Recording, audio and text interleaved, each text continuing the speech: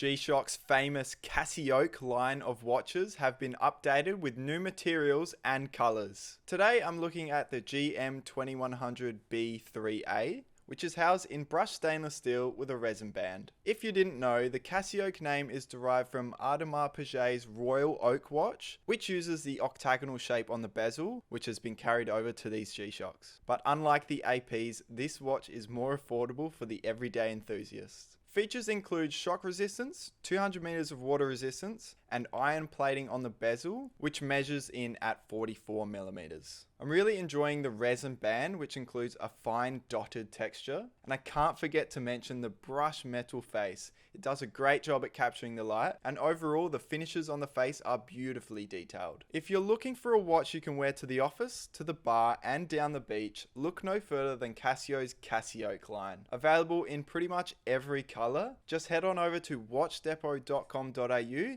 and search for the one that suits you.